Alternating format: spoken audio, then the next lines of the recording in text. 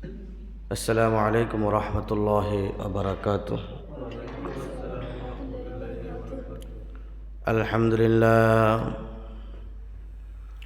الحمد لله نحمده ونستعينه ونستغفره ونعوذ بالله من شرور أنفسنا ومن سيئات أعمالنا. من يهده الله فلا مضل له ومن يضلله فلا هادي له. ونشهد أن لا إله إلا الله وحده لا شريك له. ونشهد أن سيدنا وسندنا وحبيبنا ومولانا محمدا عبده ورسوله أرسله بالحق بشيرا ونذيرا وداعيا إلى الله بإذنه وسراجا منيرا. أما بعد فأعوذ بالله من الشيطان الرجيم. بسم الله الرحمن الرحيم.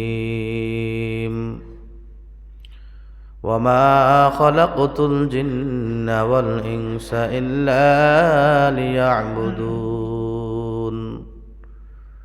وقال النبي صلى الله عليه وسلم: طلب العلم فريضة على كل مسلم، أو كما قال النبي صلى الله عليه وسلم: إن الله وملائكته يصلون على النبي يا أيها الذين آمنوا صلوا عليه وسلموا تسليما. بلغ العلا بكماله كشف الدجى بجماله حسنت جميع خصاله صلوا عليه وآله. بلغ العلا بكماله كشف الدجى بجماله حسنت جميع خصاله صلوا عليه وآله. উপস্থিত সম্মানিত মুরব্বিয়ানে کرام, মুসল্লিয়ানে আজম, পর্দার অন্তরালে অবস্থানরত আমার সম্মানিত মা বোনেরা, আল্লাহ রাব্বুল আলামিনের দরবারে অসংখ্য অগণিত উজুদ কোটি সুজুদ ও শুকর পেশ করছি যে রব্বুল আলামিন আমাদেরকে সুস্থ রেখে সবল রেখে হায়াত নামক জীবন দিয়ে পবিত্র সালাতুল ইশা বা জামাত আদায় করার পর আল্লাহর ঘরে বসে কিছু সময় পার করার বা অতিক্রম করার তৌফিক দান করতেছেন। এজন্য আমরা মহামনিবের দরবারে অন্তরস্থল থেকে মন প্রাণ উজাড় করে একবার কালিমাতুশ শুকর আদায় করছি। সবাই বলি আলহামদুলিল্লাহ। আসলে আল্লাহ রাব্বুল আলামিন দুনিয়াতে আমাদেরকে পাঠিয়েছেন। আমরা দুনিয়াতে আসি, এক সময় আমাদেরকে কেউ চিনতো না, জানতো না, বুঝতো না। দুনিয়া কী জিনিস আমরাও একসময় জানতাম না। এখন দুনিয়াতে আসি, দুনিয়া সম্পর্কে বুঝতেছি, জানতেছি। এমন একটা সময় আসবে যে সময় আমরা দুনিয়াতে ইচ্ছে করলেও থাকতে পারবো না। আসলে যিনি বানানেওয়ালা, কোনো জিনিস যদি কেউ বানায়, আবিষ্কার করে, ওই আবিষ্কারের পিছনে যে কোনো একটা কারণ থাকে। এক্সাম্পল স্বরূপ বলি, এই যে আমাদের মাথার উপরে লাইটগুলা জ্বলতেছে, এই লাইটগুলা যিনি বানিয়েছেন তিনি লাইটগুলা বানিয়েছেন আলো দেওয়ার জন্য, ঠিক কিনা? যে লাইটে অথবা যে বাতিয়ে আলো দিবে না, ওই বাতিটাকে আমরা বাতির জায়গায় রাখবো না। তার আপন জায়গা থেকে আমি এটাকে কি করব? সরিয়ে ফেলব। আমাদের মাথার উপরে ফ্যান চলে, পাখা ঘোরে। এই পাখাটা বানানোর পিছনে একটা উদ্দেশ্য আছে। উদ্দেশ্য হলো পাখাটা আমার মাথার উপরে ঘুরবে, ঘোরার কারণে আমার মাথার উপরে ঘোরার কারণে এটা বাতাস দিবে, ওই বাতাসটা আমি গ্রহণ করব, আমি শান্তি পাব, ঠিক কিনা? এই পাখাটা যদি ঘোরা বন্ধ করে দেয়, নষ্ট হয়ে যায়, বলেন এই পাখাটা কি মাথার উপরে রাখবো? আমি এটাকে তার আপন জায়গা রাখতে দেব না তখন। কারণ যে উদ্দেশ্যে আমি পাখাটাকে আমার মাথার উপরে ফিট করছি, ওই পাখাটা দ্বারা সে উদ্দেশ্য হচ্ছে না। এজন্য আমি পাখাটাকে কি করব? সরিয়ে ফেলব। অনুরূপভাবে এই যে মাইক্রোফোন দিয়ে আমরা কথা বলতেছি, এই মাইক্রোফোনটা যদি আওয়াজ সাপ্লাই না করে, এটাকে ব্যবহার করে আওয়াজকে বড় করার জন্য, প্রসার করার জন্য, দূর দূরান্তে পৌঁছে দেওয়ার জন্য মেশিন ব্যবহার করি, মাইক ব্যবহার করি, মাইক্রোফোন ব্যবহার করি। যদি এই মাইকে আওয়াজ সাপ্লাই না দেয়, মেশিনে যদি আওয়াজ সাপ্লাই না দেয়, মাইক্রোফোনে যদি আওয়াজ সাপ্লাই না দেয়, তাহলে আমি মাইক্রোফোনটাকে তার আপন জায়গায় রাখবো না, এটাকে ছুঁড়ে ফেলে দেব। তার অপরাধ কি? তাকে যে উদ্দেশ্যে এখানে ফিট করা হয়েছে, সে ওই উদ্দেশ্যটাকে বাস্তবায়ন করছে না, এজন্য সে এখানে থাকার অধিকার। আমাদের ঘরে বাড়িতে অনেকেই আমরা টিভি দেখি, ঘরের মধ্যে আমরা টিভি ঝুলাই রাখি দেওয়ালে অথবা টেবিলে। কি জন্য রাখি টিভিটা? যাতে করে আমি দূর দূরান্তের খবরগুলা এখানে ঘরে বসে দেখতে পাই। আমার বাংলাদেশে প্রত্যন্ত প্রান্তরে কি হচ্ছে, সারা পৃথিবীর খবর যাতে করে আমি দেখতে পাই, এজন্য আমার ঘরের ভিতরে আমি কি করছি? টিভি ফিট করছি। আমি চালাবো আর সারা পৃথিবীর খবরগুলো আমি মুহূর্তের ভিতরে দেখতে পাবো। আচ্ছা বলেন, যে টিভিটা খবর সম্প্রচারণ করে না, ওই টিভিটা কাজ করে না, ওই টিভিটাকে কি আপন জায়গা রাখা হয়? আগে অ্যান্টেনার ব্যবহার করা হতো। টিভির জন্য আগে কি করা হতো? অ্যান্টেনার ব্যবহার করা হতো। তা আমরা ছোটবেলা দেখছিলাম, টিভি যদি যে চালক তার কমান্ড না মানে, তাহলে অ্যান্টেনার পর্যন্ত যাইতো, যে অ্যান্টেনার ঘুরে চাইতো যে কানেকশন পায় কিনা। যদি কানেকশন না পায়, তখন ওই টিভিটাকে আর এখানে রাখে না, এটাকে ছড়ে ফেলে দেয়। অর্থাৎ টিভি যদি চালকের কমান্ড মেনে না চলে, তাহলে টিভিকে আপন জায়গা রাখা হয় না। সে তার নিজস্ব গতিতে বো বো বো বো করে, কানেকশন পায় না। তখন ওই চালক ওই টিভিটাকে তার আপন জায়গায় রাখে না, এটাকে ডাস্টবিনে ছুঁড়ে ফেলে দেয়, ঠিক কিনা? এ বাতি যদি আলো না দেয়, এ বাতিটাকে তার আপন জায়গায় রাখা হয় না, এটাকে ডাস্টবিনে ছুঁড়ে ফেলে দেয়। পাখা যদি বাতাস না দেয়, এ পাখাটাকে আপন জায়গায় রাখা হয় না, ডাস্টবিনে ছুঁড়ে ফেলে দেয়।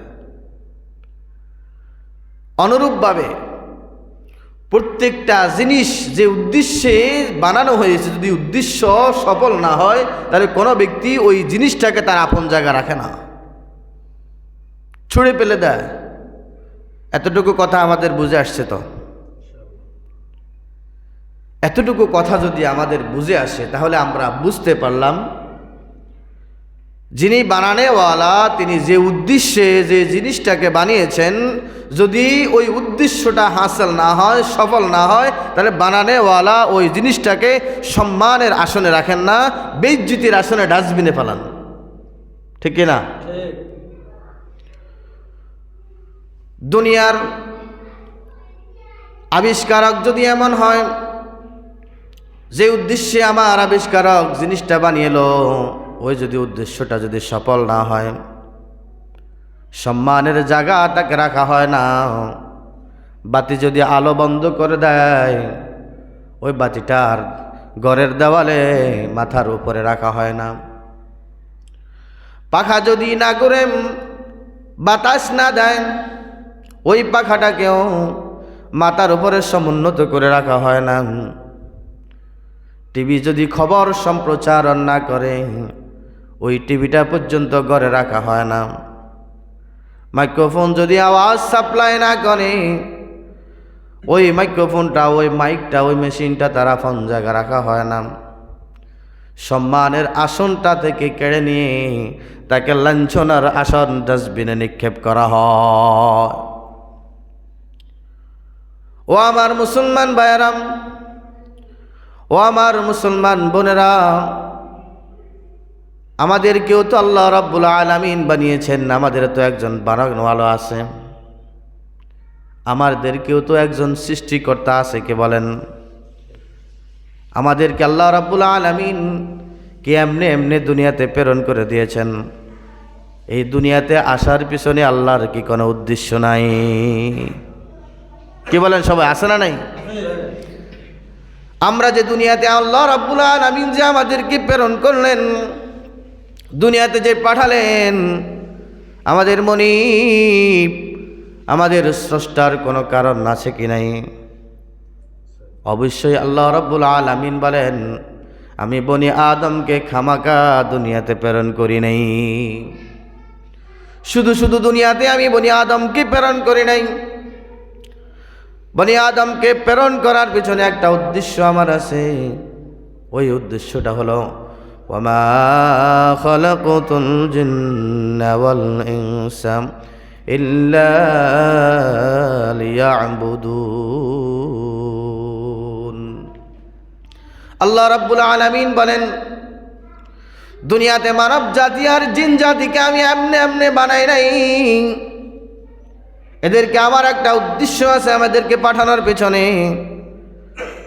আমি আল্লাহ রাব্বুল আলামিন দুনিয়াতে মানব জাতি এবং জিন জাতিদেরকে প্রেরণ করেছি, এরা আমি রব্বুল আলামিনের গোলামি করবে, দাসত্ব করবে, উপাসনা করবে। এই উদ্দেশ্য নিয়ে আমি বনি আদমকে পৃথিবীতে প্রেরণ করেছি। ও আমার ভাইয়েরা, ও আমার মুসলমান মা বোনেরা, যদি আল্লাহ রাব্বুল আলামিনের এই উদ্দেশ্য হয়ে থাকে, যে উদ্দেশ্যটা আমরা এখন আলোচনা করছি, এমনি এমনি আল্লাহ রাব্বুল আলামিন আমাদেরকে বানান নাই, ওই উদ্দেশ্যটা কতটুকু আমি আপনি সফলতার সহিত পালন করতেছি? আল্লাহ যে হুকুম পালনের জন্য দুনিয়াতে আমাদেরকে প্রেরণ করেছেন, আল্লাহর গোলামি করার জন্য, আল্লাহর দাসত্বগিরি করার জন্য, আল্লাহকে রব বলে স্বীকার করার জন্য, আল্লাহর হুকুমগুলা মানার জন্য, রাসূলের তরিকায় জিন্দেগি যাপন করার জন্য, সমস্ত অসৎ পথ থেকে বেঁচে থাকার জন্য, সমস্ত সৎ পথ সত্য পথে আমাদেরকে চলার জন্য পাঠিয়েছেন।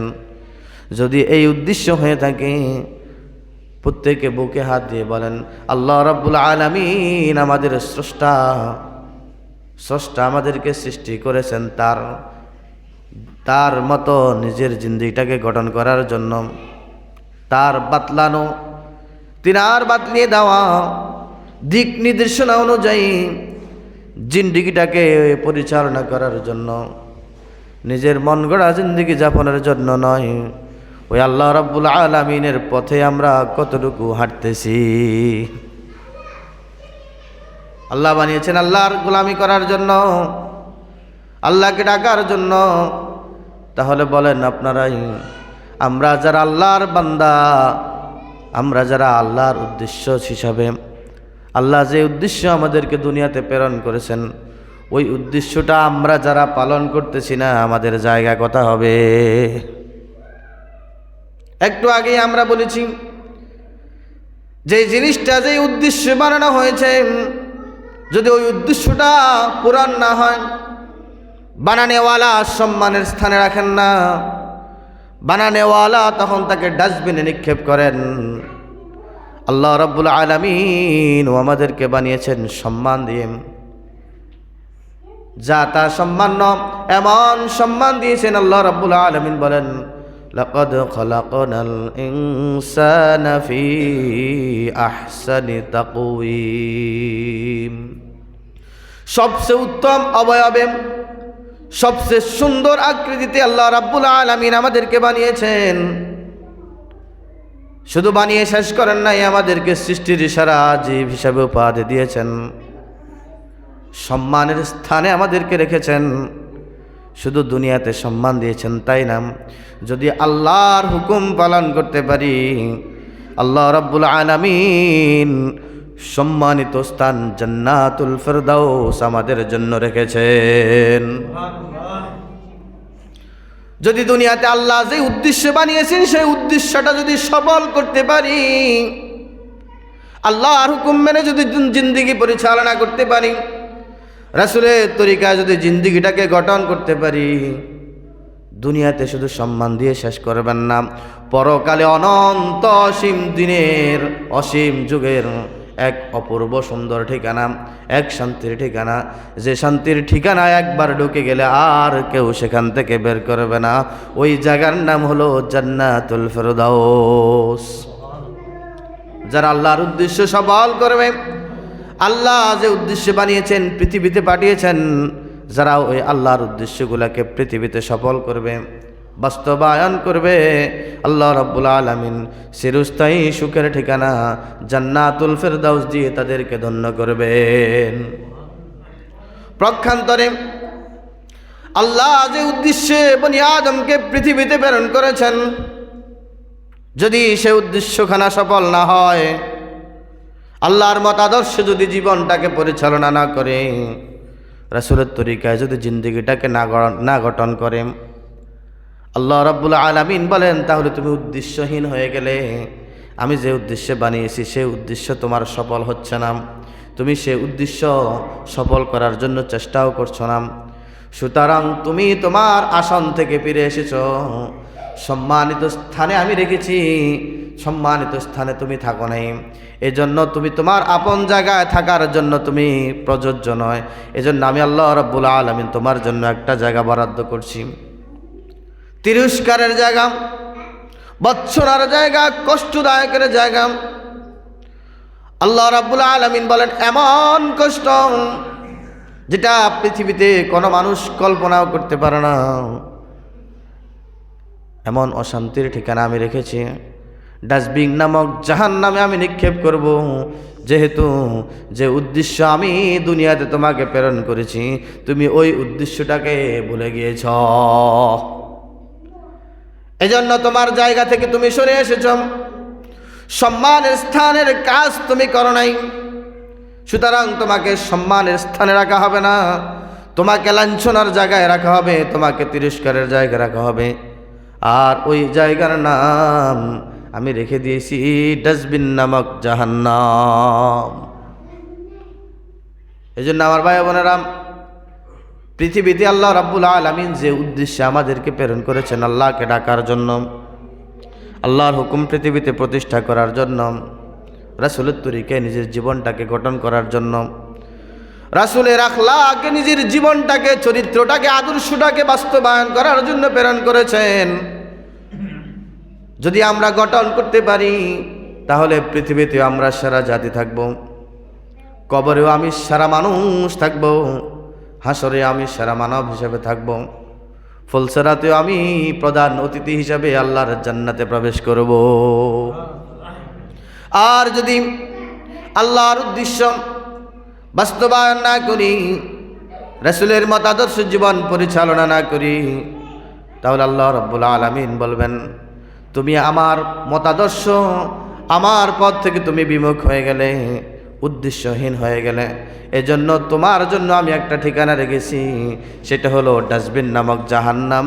ওই জাহান্নামে তুমি সদা সর্বদা থাকো।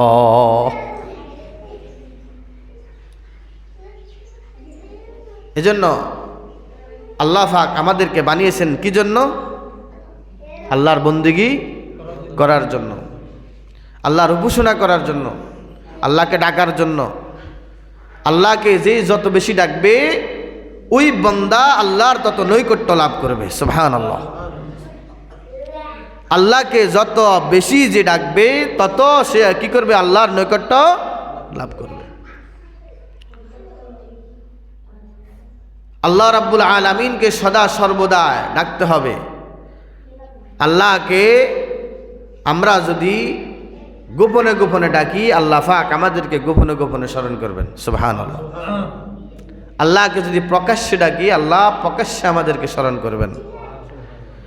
আল্লাহকে যদি আমরা ভরা মজলিসে ডাকি, আল্লাহ রাব্বুল আলামিন ফেরেশতাদের ভরা মজলিসে আমাদেরকে স্মরণ করবেন। সুবহানাল্লাহ। আর আল্লাহকে যে যত বেশি ডাকবে, আল্লাহ পাক তার দিলটাকে তত আয়নার মতো পরিষ্কার করে দিবে। আর যার দিলটা যত পরিষ্কার হবে, সে আল্লাহর দিদার তত বেশি লাভ করবে। সুবহানাল্লাহ। এজন্য আমরা আল্লাহকে ডাকার জন্য প্রস্তুত আছি ইনশাআল্লাহ। কারণ আমাদেরকে প্রেরণ করছি আল্লাহকে কি করার জন্য? ডাকার জন্য। সুতরাং আল্লাহকে ডাকার সময় আমরা অবশ্যই দুনিয়ার সমস্ত কাজকর্ম থেকে বাদ দিয়ে ফারেক হয়ে আল্লাহকে ডাকার জন্য প্রস্তুত হয়ে যাবে ইনশাআল্লাহ। আল্লাহ রাব্বুল আলামিন কবুল করুক সবাইকে, বলেন আমিন। এখন আমরা কিছুক্ষণ আল্লাহকে ডাকবো, জিকির করব। হাসবি